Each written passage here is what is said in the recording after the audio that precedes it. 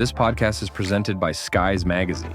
If you're interested in the Canadian aviation industry, Skies is your go-to multimedia resource for the latest news, in-depth features, stunning photography, and insightful video coverage. Whether you're an aviation professional or enthusiast, Skies is dedicated to keeping you informed and bringing your passion for aviation to life. Visit skiesmag.com to learn more and subscribe to stay updated on all things Canadian aviation. Fuel and ignition switches on. RPM switches set. TD switches normal. Doors and hatches closed. Light out. Strobe light on. Restart check is complete. Clear left.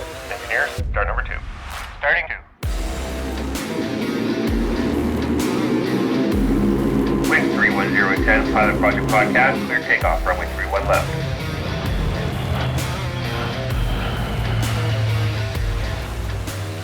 All right, we're ready for departure here at the Pilot Project Podcast, the best source for stories and advice from RCAF and mission aviation pilots, brought to you by Skies Magazine. I'm your host, Brian Morrison, and with me today for a special series to mark International Women's Day and Women of Aviation Worldwide Week is CC-130J Hercules pilot, Major Sam Behm. Sam, thanks so much for joining us today. Thanks, Brian. A big fan of the podcast, so I'm happy to be here. Yeah, I'm glad you're here. In today's episode, we'll be exploring her unexpected start in the Royal Canadian Navy as a Mars officer, now called Naval Warfare Officer, her transfer to the RCAF, and the road through flight training that led her to the Hercules. We'll also talk about what it was like to be the only female J-model pilot in the RCAF during a big chunk of her career. But before we go into any of that, let's go through Sam's bio. Major Sam Behm joined the Canadian Armed Forces in 2007 under the regular officer training plan through the Civilian University stream. Although she successfully completed aircrew selection in 2006, the pilot trade was unfortunately closed at the time, and she was enrolled initially as a Mars officer, now known as Naval Warfare Officer. In 2015, she successfully transferred to the RCAF and completed her wings qualification in 2017. Sam was posted to 436 Transport Squadron to fly the CC-130J Hercules, where she spent the entirety of her flying career to date at both the captain and major rank. She deployed numerous times to various theaters of operations, such as Europe for 4 op reassurance deployments, including as Air Task Force Commander, as well as an open skies deployment in Bosnia, the Middle East for 2 op impact deployments, as well as for op Aegis, and Africa for 2 op presence deployments, including as Tactical Airlift Detachment Commander. Notably, Sam commanded the first mission to evacuate personnel in the 2021 Kabul non-combatant evacuation operation for op Aegis. Sam participated in numerous exercises domestically and abroad, including Cruise-X in Natal, Brazil in 2018, and multiple Green Flag, Storm Flag exercises in conjunction with the United States Air Force and 82nd Airborne Division. She is also a member of Elevate Aviation, a nonprofit organization aimed at advancing the success of women and underrepresented groups in the aviation industry through partnership and mentorship. Beyond aviation, Sam has been a member of the CAF International Women's Soccer Team since 2007, competing in multiple international military soccer tournaments, including the 2011 World Military Games in Rio de Janeiro, Brazil, before transitioning from a player to the coaching staff in 2020. She is currently attending the Joint Command and Staff program at the Canadian Forces College in Toronto and will be posted back to 8-Wing Trenton following completion of the program next summer. At home, she is supported by her service spouse of 8 years, Mary Lou, and has a 2-year-old daughter and an 11-year-old stepson, who she hopes will also develop a passion for aviation. So let's talk about your early days. Before the military and before ROTP, or the regular officer training plan, what first sparked your interest in aviation? So it's interesting because I wasn't really a child that grew up dreaming about being a pilot. I remember as a young kid, I think what probably first sparked my interest in flight in general was going to hot air balloon festivals with my grandparents. I always found that really, awe-inspiring, just watching the different, balloons as a young child, like taking up and, floating in the air. But I never really had that burning desire growing up where I saw myself in the cockpit. And there was no particular dream of, I'm going to be a jet pilot. I'm going to fly big air mobility planes. I didn't really have an idol or an icon that I looked to in that space. And it wasn't until I started looking at joining the military that I really decided that pilot might be a cool thing to do. Really? That's interesting. That's a pretty unique inspiration. Like I've never had someone come on and talk about hot air balloons. And actually that's kind of funny because when you said that, totally like sparked a ton of memories of when I was a kid. And like as a kid, when you happen upon, like, it sounds like you were actually going to some of these, but I can remember sometimes by chance, like, holy cow, there's like 50 balloons in the air. And it's just something like really, really cool about seeing that. Yeah, and really reflecting on that, again, I wouldn't have associated that with a desire to get into a career of aviation until later in life. Now in my career, I started thinking about, oh, I wonder if there was something from a young age that really sparked that interest, and that's really the only conclusion I can draw from that really young, 5, 6-year-old Sam watching hot air balloons in the sky. So That's really cool. Growing up, did you see women in military aviation or like in aviation in general, or did you feel like you were stepping into something you hadn't really seen much of before? Truthfully, I didn't think much about it. Yeah. Even when I was joining, I wasn't really looking at, oh, what's the demographic of the military? What's going on? I never did cadets. I didn't do air cadets. So it really wasn't until I had my foot in the door in the forces, then obviously, as highlighted in my bio, I started in the Navy, that I really started to see the sort of difference in representation between the genders, let's say. Mm-hmm. Once you started noticing like the levels of representation, did you think much of it? Or was it just like, oh, I guess that, this is a male dominated world and that's just sort of how it is? Or did you think much about that kind of thing? I think at first that was kind of what I thought. I had the, preconceived perception that, the operational trades were probably going to be male dominated just because of, gender norms and stereotypes and whatnot. It wasn't until later on when I really started to reflect on, what were really the barriers to accessibility, let's say, for these types of jobs or operational functions that women were facing. Yeah. And, eventually we're going to talk about some of that, I imagine, with some of your advocacy work, which I'm really looking forward to. You mentioned that when you joined the CAF under ROTP, that's when you started thinking about becoming a pilot. Were there any other trades that you were interested at that time, or were you pretty hard set, like, I think I'll be a pilot or probably nothing?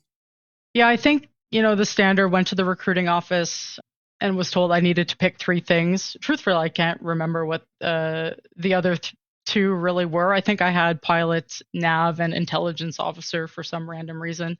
But I think once I started down the path of joining, my heart was really set on getting into pilot just because I thought that it was, a cool thing to do. Yeah. Yeah. It's funny reflecting back on my own top 3. I know pilot was number 1, and I think my other 2 were combat arms. Like I know artillery was one of them, and I can't remember what the other one was. It's definitely a reflection of like the times with Afghanistan going on, because like anyone who knows me knows it's a really good thing I did not end up in the combat arms because I'm not built for that. So you ended up going to aircrew selection in 2006, but then you found out the pilot trade was closed. What did that feel like at the time? It was a little disheartening, obviously, because at that time we were still doing caps for the selection. It was quite difficult to get through. Sorry, can you explain what CAPS is? Yeah, so that was the Canadian Automated Pilot Selection System. It was the computerized simulator that we had to fly to basically go through selection. And it rated you on a hands and feet competency level, I believe. Less of like from a flying skill perspective and more just could you meet the threshold of increasing difficulty with the tasks that were given in it. And the failure rate was quite high at selection at the time. So I think once I was told it was. So once I was successful doing that, I really thought that I was a shoo-in to get what I wanted. So I was coming on a high, and then had the rug pulled out from me a little bit when I was told by the recruiting office that that wasn't going to be an option for enrollment. Yeah. So did you you got through air crew, they tell you like, hey, you passed for pilot. That's awesome. Congratulations. Did you go through like all the medical testing at DRDC and all that stuff?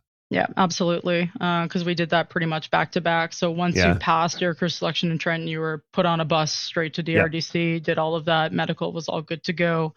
So again, I was pretty confident at that time that, that vision was going to become a reality. And then the rug kind of got pulled out for me as I was about to enroll. Yeah, I imagine that must have been really difficult. I joined actually, I swore in 2006. So right around that time, I must have been one of the last ones that kind of squeaked in before they closed the trade.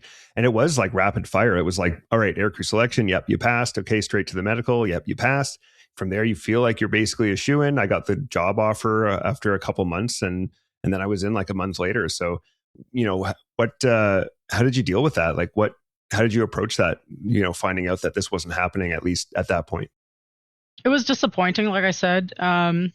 The other sort of thing that was going on at the same time was I had been accepted to universities with a sports scholarship as well. We talked before this. Sport was obviously a big part of my life growing up and actually led me to joining the CAF in some ways. But I was going to go to university and play soccer. I obviously wanted to go straight to university out of high school. So my options became pretty limited in terms of I needed to accept a trade to get my foot in the door, or I would have had to delay another year and, reapply for the following year's ROTP program, or start school on my own dime and then try to pick up mid-university. Yeah, which is pretty intimidating. I actually was lucky enough I did my first year on my own. Well, I shouldn't say on my own. My parents helped me pay for it, but then got picked up. But that's like not a sure thing. Like I feel like it's a much easier route in to get in from the get-go and be in the military and start your university. So as we mentioned in your bio, you ended up enrolling as a Mars officer, which is now known as a Naval Warfare Officer. How was that pivot mentally to switch from the idea of like, I'm going to join as a pilot to now you're an officer in the Navy? It was interesting. Like I said, in my three choices, obviously none of those were Navy. The Navy wasn't really ever on my radar to join. I didn't really look into any of the trades. And it's funny, you mentioned it in the outline that you sent, but I was really sold, if you want to use sold as the term, on picking that trade because I was told that it was the pilot of the sea.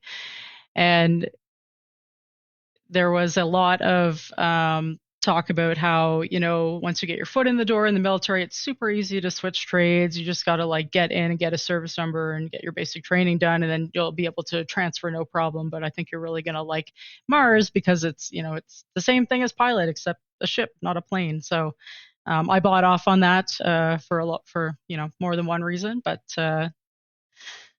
yeah, pilot was still, I was from the get-go, I was still determined to get that trade transfer and, see that dream follow through. Yeah, and we'll hear about how easy it was or not to switch. But it's funny, just for the listeners, the reason she kind of sounds amused about saying like, oh, it's the pilot of the sea is in brackets. After I asked that question on the outline, I wrote, I've heard some people get sold on this by being told it's like the pilot of the ship. Because I was curious, like, okay, is that really something they tell people? Did you find as you got, like you only did, we'll get into the training you did, you had pretty limited experience as a Mars officer, but did you find that was true, or did you not really think it was like a very good analogy?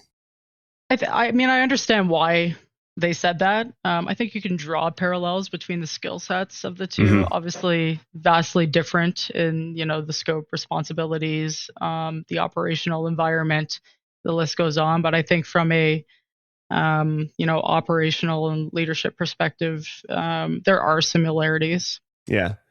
So you ended up completing the Naval Environmental Training Program, or NETP, and the Mars 3 courses. Could you just tell us a little bit kind of what those involved? Yeah, so the training has changed quite a bit since I went through, obviously, in the 2011 to the early 2010s timeframe. So it looks a little bit different now, but back in the day, your NETPO was basically your Navy 101. So you learned about Navy history, naval language, because they have their own words for things just to confuse everybody. Basic naval stewardship. We did, damage control school, so fire, flood, that type of stuff. And then when we move into Mars 3, that was more of your basic bridge watchkeeping, some navigation, day sail type of activities. So moving more towards into the actual operational roles or skills that would be employed by Mars officer, now NWO. Yeah. You talked about damage control with like fire and floods and stuff. Like, what's that training like? Is it pretty intense? It was a lot of fun, actually. Yeah. And I mean, we had soup at 10 a.m. every day, so that made it even better. But no, the damage control school in the Esquimalt, it's state of the art. They actually use it for astronaut selection as Oh, well, wow. just because of its capabilities. But you are fighting live fires. You are, waist deep in flood water. So it's not just playing the game and imagining it in your head. You're actually immersed into those environments, which makes it a little bit more real from a training perspective. Yeah, that sounds kind of like an adventure, to be honest. Like, you're in a controlled environment, so it kind of sounds like exciting and maybe a little fun to take on that challenge. Yeah, it was a lot of fun. It was probably one of my more favorite memories of the training system is getting to do that. That's really cool. It all sounds kind of interesting, even like the bridge watch keeping and all that stuff. How did you feel about it after doing those courses? Like, were you starting to feel like maybe this is a decent fit, or were you like, I got to get to pilot as soon as I can? I think in retrospect, I wish I would have given it more of a chance. Like I said, I was pretty closed off, I would say, in my approach towards it, just because it wasn't what I wanted to do at the time. So, and hindsight's 2020, but I think I wish that I would have been more present and engaged in the skills that I was learning. Not to say that I didn't take it seriously, because it was, still my occupation at the time, but I do wish that I would have given it a little bit more of a chance. Um, because the skill sets, I mean, planes obviously operate in a much faster environment than ships do, but the skills that you use on the bridge do translate to what we do see in the cockpit. So. Yeah. And then you mentioned something that I just want to quickly highlight for the listeners. You mentioned one of the great things about the Navy is they have an extra meal in the day called soup every day at 10, where you get to have hot soup. So I imagine that was pretty sweet. Definitely one of the perks of being in the Navy. Yeah. So this interview is partly about women in aviation, but what was the representation like in the Navy, and what was it like serving in the Navy as a woman? So I remember showing up to Venture, which is the Naval Officer Training Center in Esquimalt. And at the time, I think there were about 8 or 9 females going through training out of, however many officers in total there were, and thinking, oh, wow, there's not many women here. And it was around the same time that women had just been allowed to serve on subs. And so there was a lot of sort of inclusivity expansion, I would say, happening within that environment. That was the last, I believe, operational trade that women were sort of excluded from up until that point. So that was a big win for that. But no, I didn't find much of a difference other than we were, outnumbered, which is funny because then when I went to the Air Force, obviously it was even, more marginalized, let's say. So Yeah. in retrospect, I was like, oh, actually the Navy had pretty good representation. Yeah, it's funny. I don't know why, but I seem to recall at basic training that a lot of the women in our platoon were Navy. It seems like for some reason the Navy has more appeal to women in some way. I don't know if that's still true, or maybe it was just chance at that time, but it seemed like a lot of the people who are even in what we call purple trades, which means that trade can be in like Army, Navy, or Air Force, seem to often gravitate towards the Navy. Yeah, not to sound simplistic, but I mean, the Navy does have the nicest of the uniforms. So if I was purple, that might be a winning feature for me. But yeah, that's fair. Good uniforms, long, interesting history with traditions and stuff. So how challenging was the transfer process from the Navy to the Air Force in 2015 once you actually managed to get that rolling? I'm guessing some listeners may be interested in perhaps pursuing this one day. So can you walk us through the process in broad strokes? Totally. I wouldn't necessarily recommend following my process for transferring, just because I did it in a slightly unconventional way. When I was going through, and I'm sure we'll talk about it later, I was also a member of CISM, the CAF International Women's Soccer Program, which bought me a little bit of time in the summers. Really what I was trying to do was delaying getting to my, occupational functional point, OFP, in the Navy, because at the time, I'm not sure if that's true today, it was easier to put in a voluntary occupational transfer if you weren't qualified. And that was particularly true because, as you know, pilot was closed and Mars was red at the time, so they were already short people. So it was a difficult space to sort of navigate, trying to get into a trade that had too many people from a trade that didn't have enough people. So getting out was quite hard. From a process perspective, it's really just about putting in the application. I had supporting letters of recommendation. I sought out OJT opportunities that would sort of help augment that application to say, yeah, I would be suitable to work in like an air operations environment. But other than that, it was really just about being patient and waiting for that sort of window of opportunity to present itself to be able to get those application processes in. How long was the process from like flash to bang? Like by the time like you put in your application, and how long did it take to find out that you were actually going to get the voluntary occupational transfer? I would say it took just over a year. Okay. Between the window opening, getting the applications in, doing my interviews, because I had to re-interview for the application process itself. There was some confusion. They actually sent me back to Trenton to redo aircrew selection, which I obviously didn't need to do, and then sent me to Toronto to redo the DRDC portion, which I didn't need to do. So basically just got a trip to Ontario from BC, which was nice because I'm from Ontario. DRDC stands for Defense Research and Development Canada. It's a facility in Toronto. And at least at the time when Sam and I were going through aircrew selection, it is where all aircrew who passed aircrew selection went for their medical screening.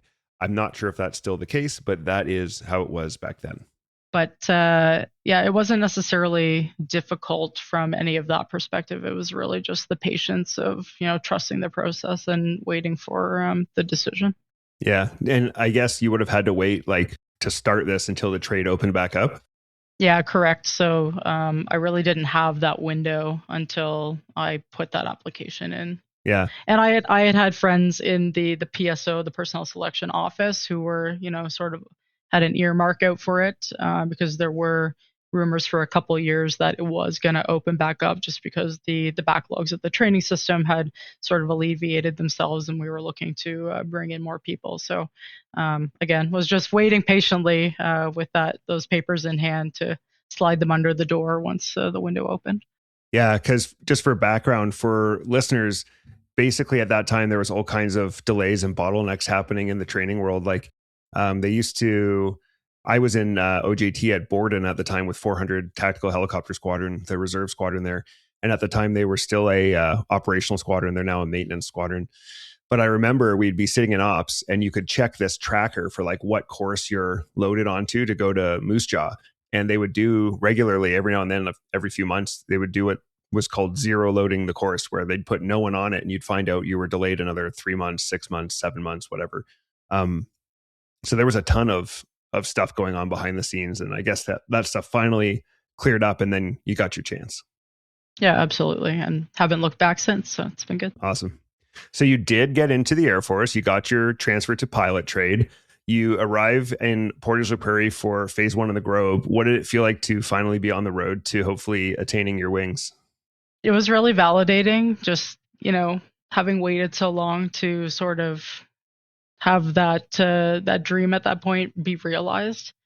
Like I said, I kind of put all of my eggs in the basket in retrospect. Like I said, if I could go back, I probably would have done some things differently in the Navy, but I was really dead set on getting that opportunity. So needed to make the most of it.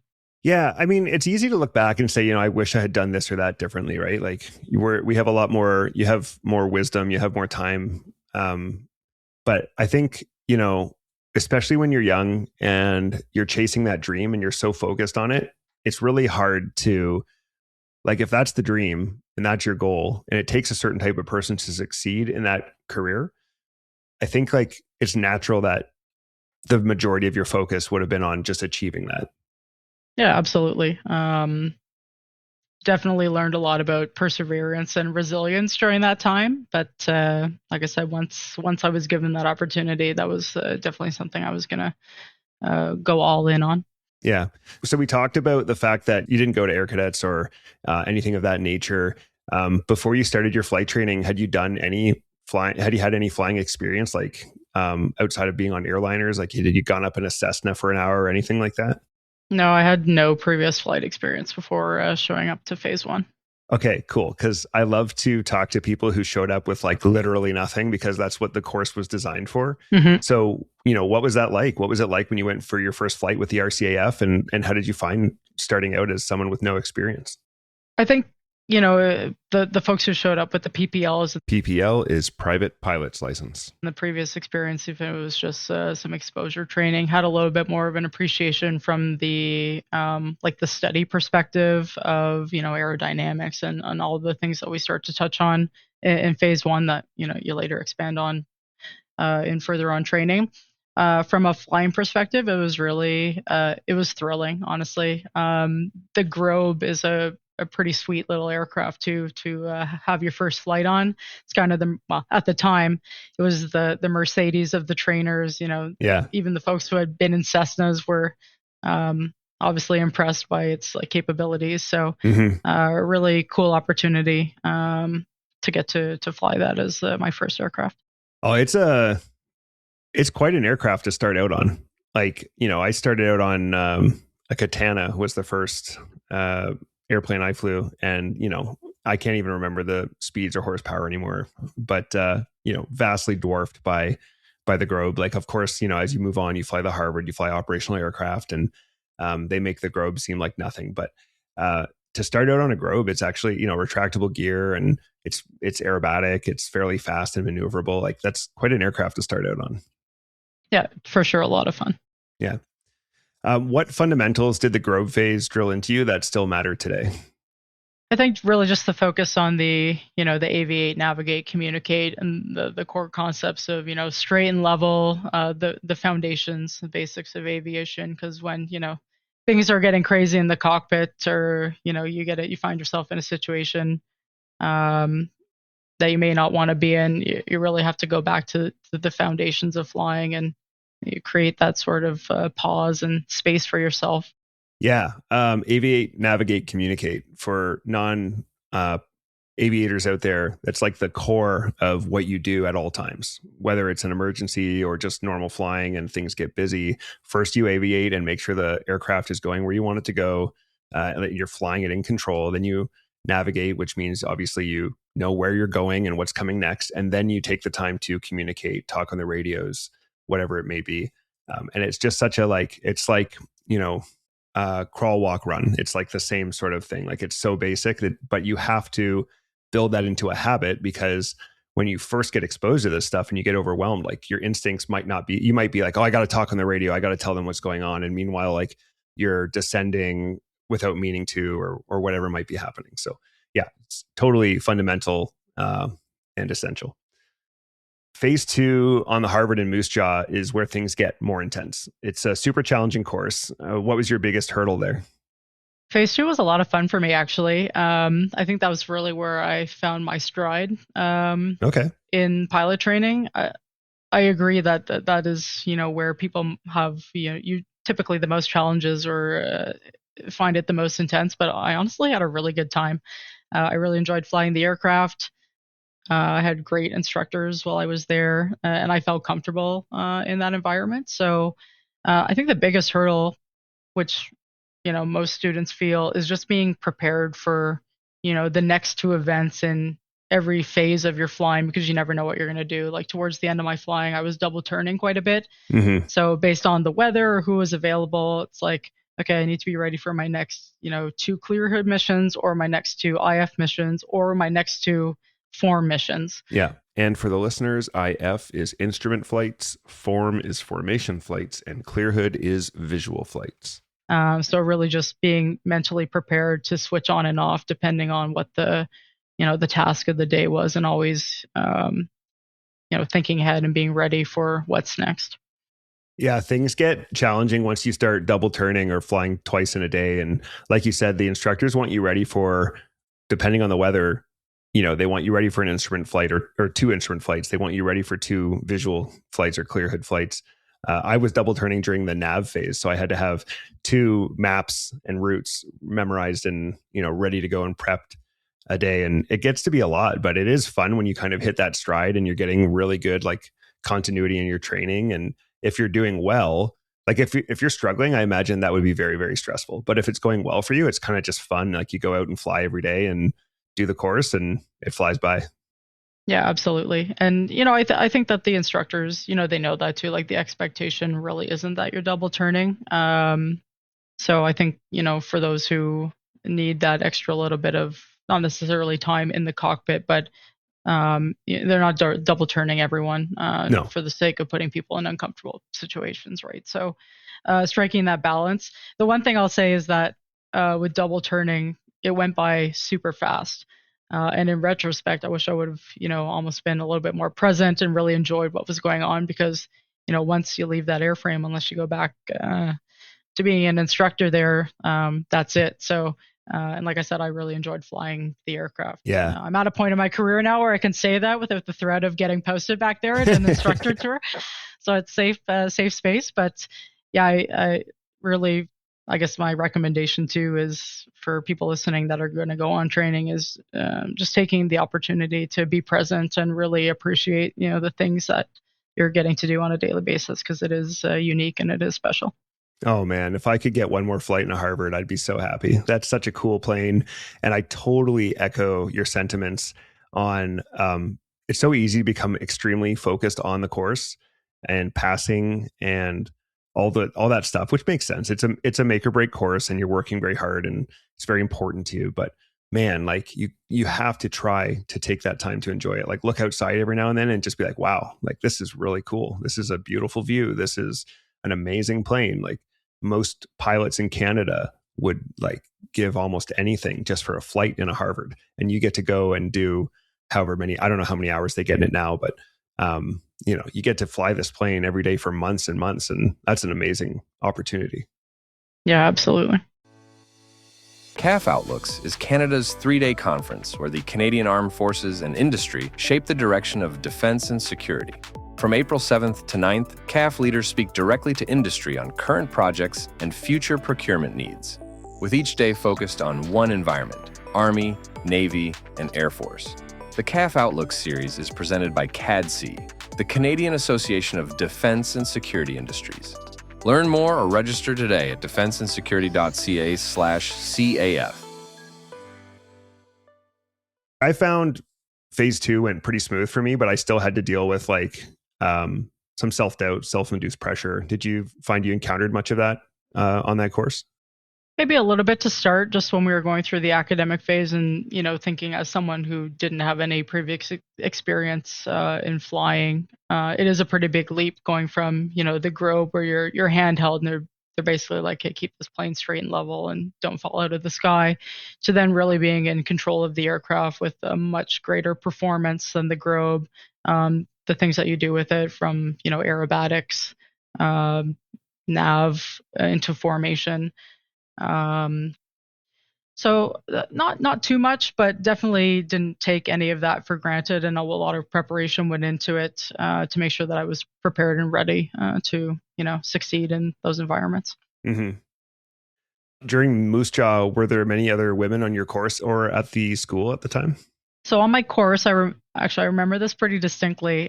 I received my course loading from the career manager at the time, and it specifically said in it, "Oh, there's 2 other women. We'll see how this goes," as if it was like, a recipe for disaster that there were going to be 3 of us. But I think it was just indicative at the time that there weren't a lot of women going through. So I think we were the first course that had, that amount of people. And I mean, 3 of 21 is not a significant number, but it just goes to show how few women at the time and even now go through the training system for pilot.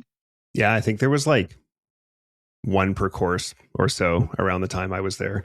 When I was there in 2010, Moose Jaw could have a bit of like a macho atmosphere. What was the atmosphere like there as a woman in 2016?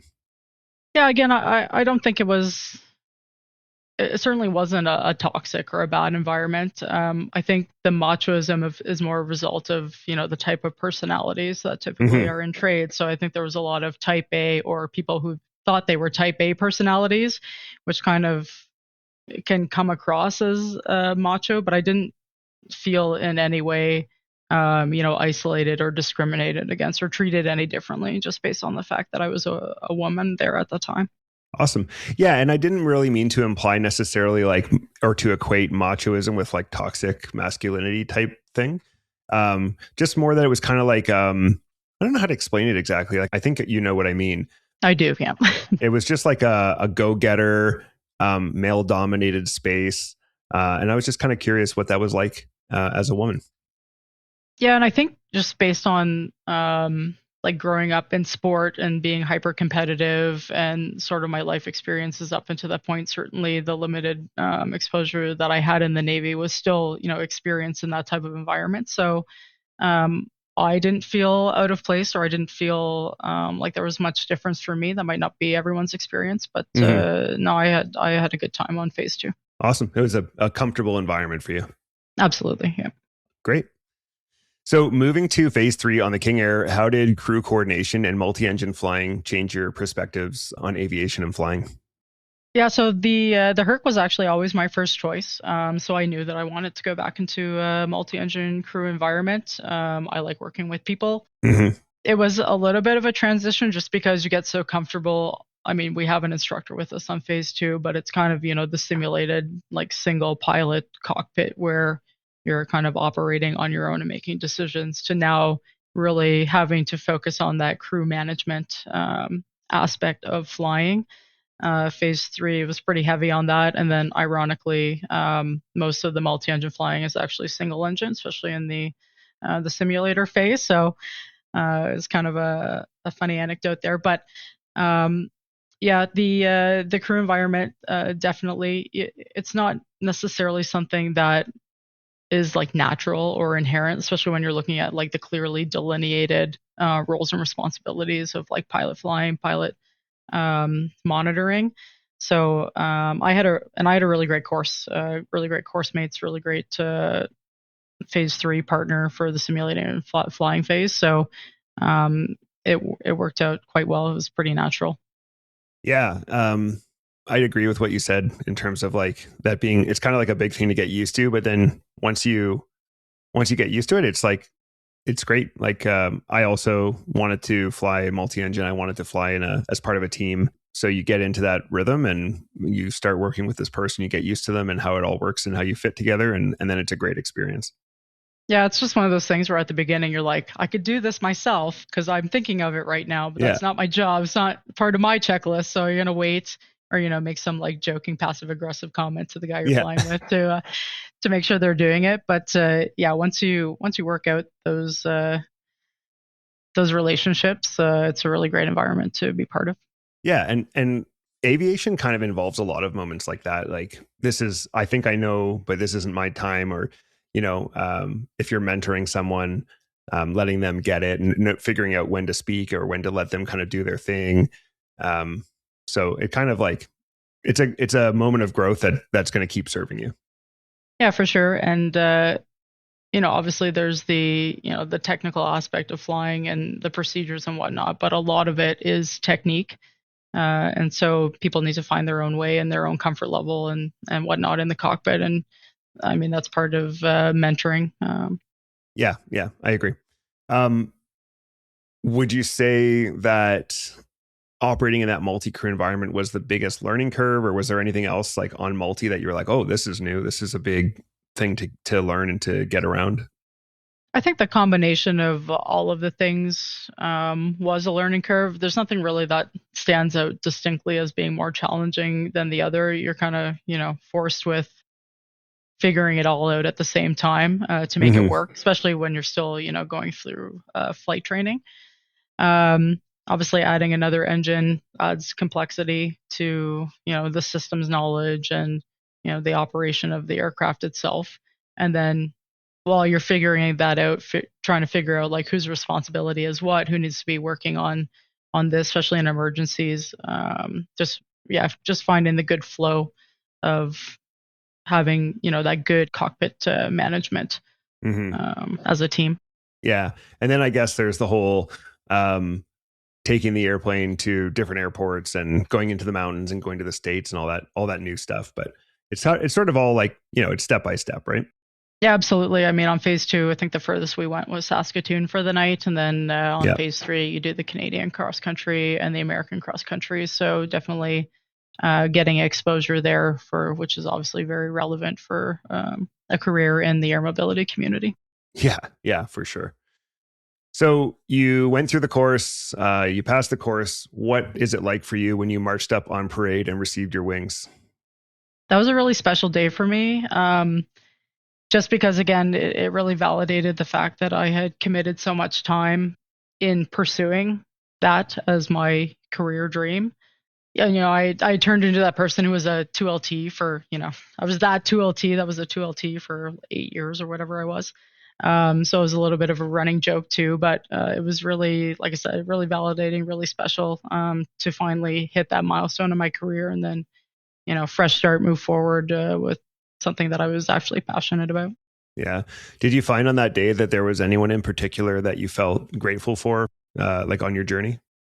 Yeah, I had a really great support network, all the way through. Obviously, my dad wasn't able to make it to the wing ceremony, but my mom was there. Obviously, family support, as everyone in the CAF knows, is the backbone to being successful Mm-hmm. um, in this career. So I was really happy that she was able to be there, and just the my peers and colleagues who turned into friends and brothers and sisters that I still talk to today and still have relationships with. The bonds that you form on the like that type of training and these type of environments is really special. So Mm-hmm. really just a big family collection of support networks that help enable you to reach your goals.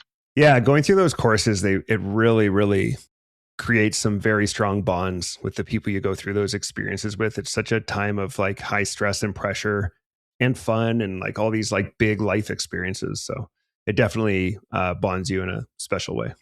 Mm-hmm. So I think this is really cool. You flew with the multi-engine utility flight or MUF flight in Trenton before going to the Hercules Operational Training Unit or OTU. I always thought that was a really neat thing.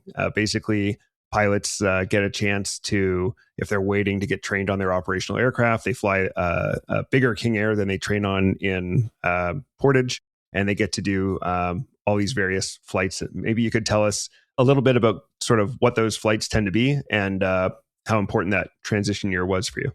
Yeah, I was quite lucky getting a spot there when I got to the squadron in the spring of 2017. There was about a year and a bit wait to get onto the OTU. So I was employed gainfully at the squadron. I was doing scheduling at the time.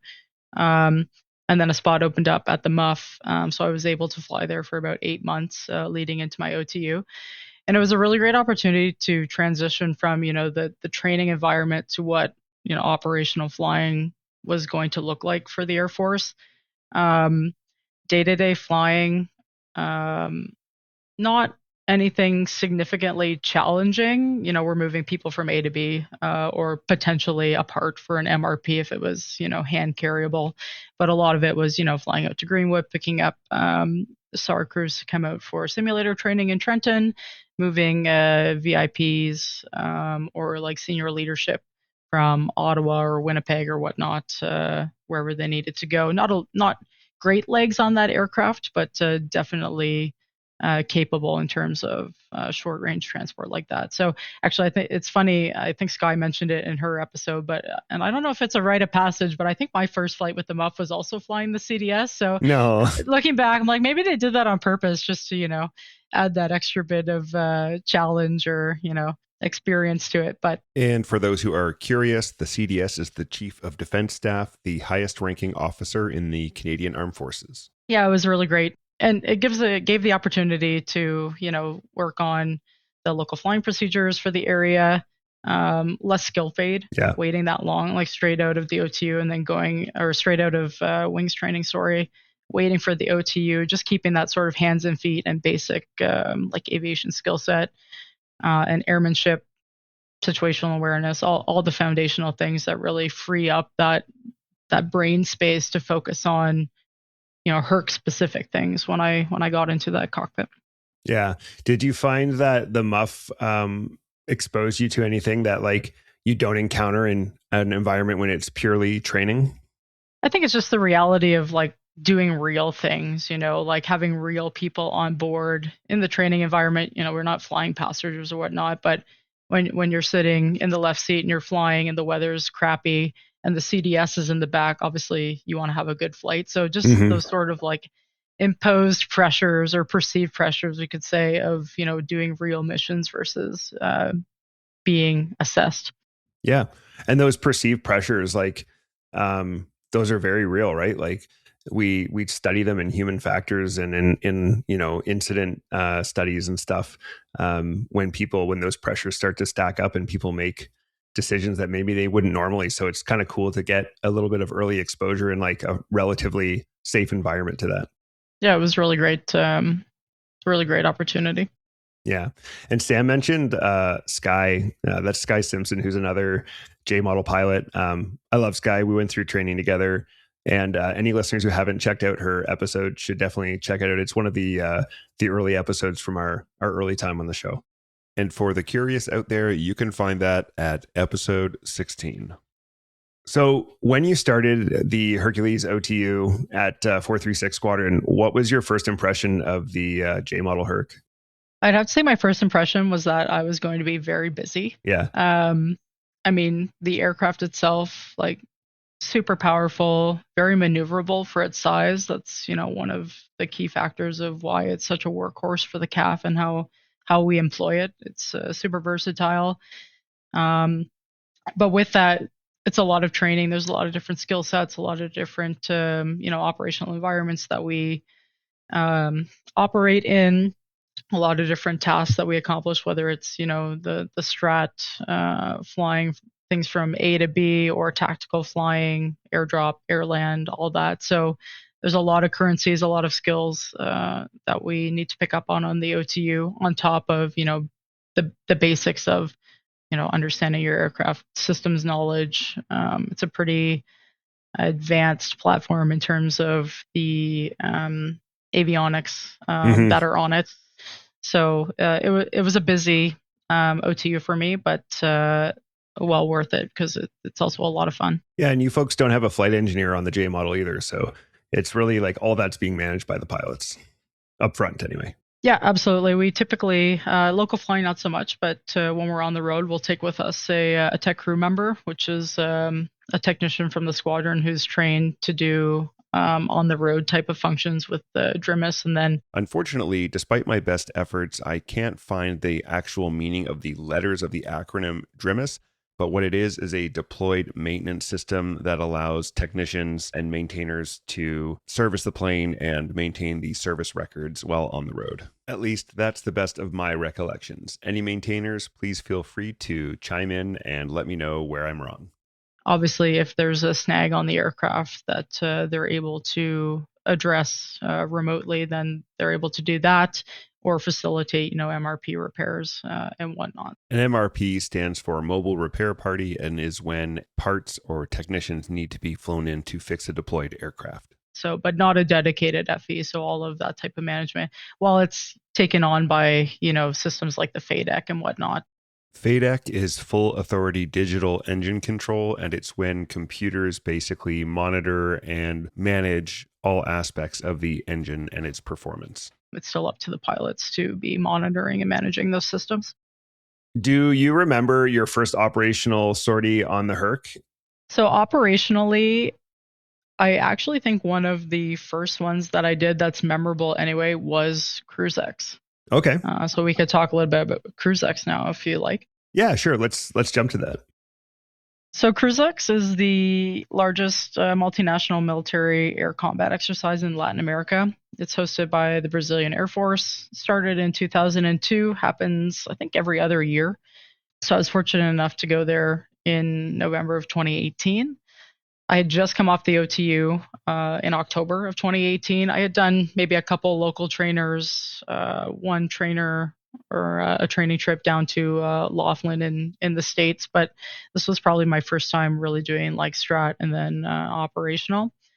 I went down as an ops officer, which is pretty typical for 436 fleet, where a new FO is going to go on a major exercise and do an ops function, so map making, mission planning, all that coordination stuff, because it gives you that opportunity and experience of where we actually fit in the planning cycle, reading air tasking orders, so ATOs, airspace coordination orders, ACOs, and just in this environment, interoperating with different military. So really great experience. And then I was also able to fly a couple of missions, which was pretty cool too.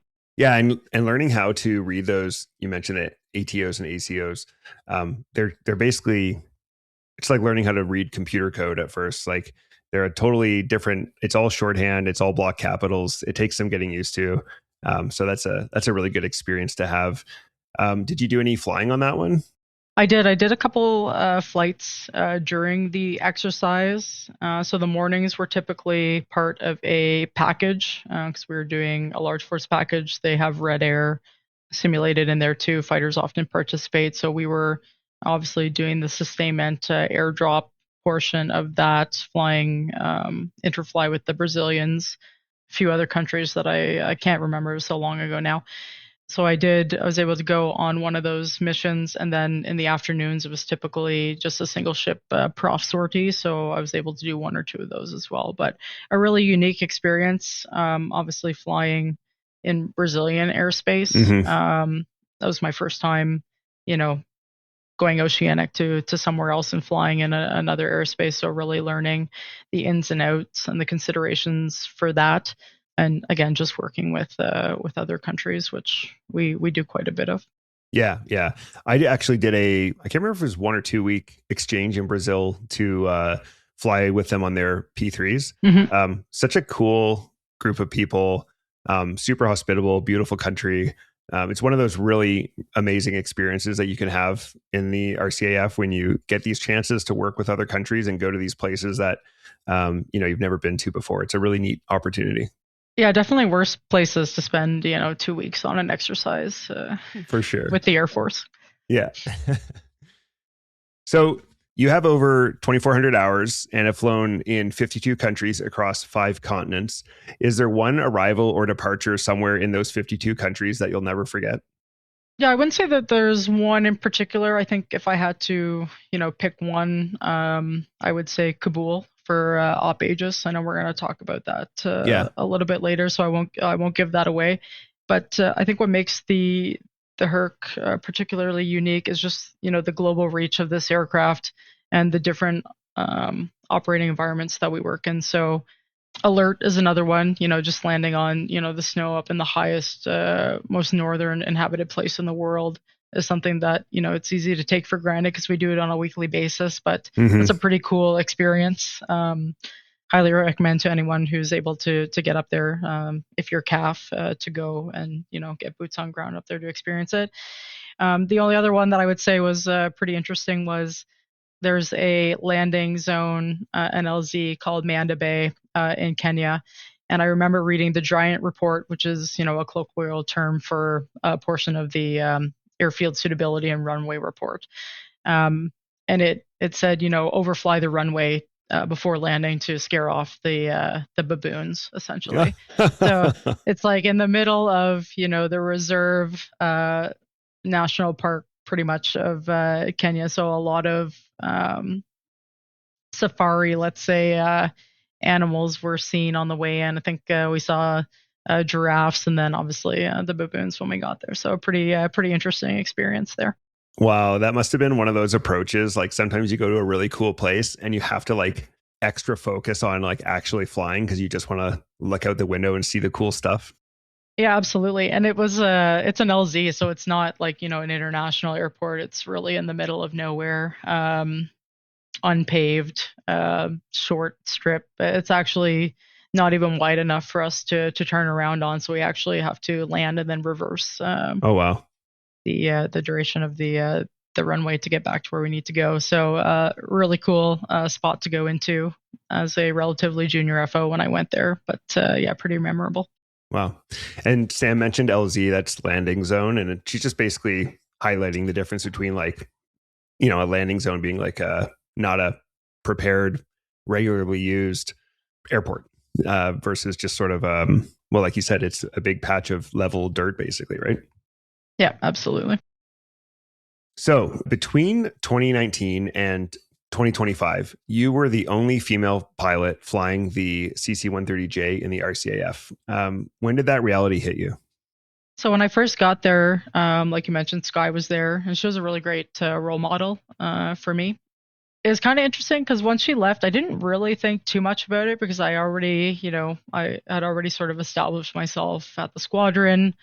So it was kind of interesting because people would come up to me and be like, "Oh, you're the only like female in the RCF right now that's flying this platform," and I would think about it and be like, "Oh, yeah, that's kind of cool," but it's also kind of sad in a way where you know we had talked about it previous to this interview, but and I verified the stats before coming on here because I didn't want to give bad gen, but right now it is only 6% of female pilots for the trade. So I think out of the 1,460 overall, there's only 82 at all ranks. Oh, wow.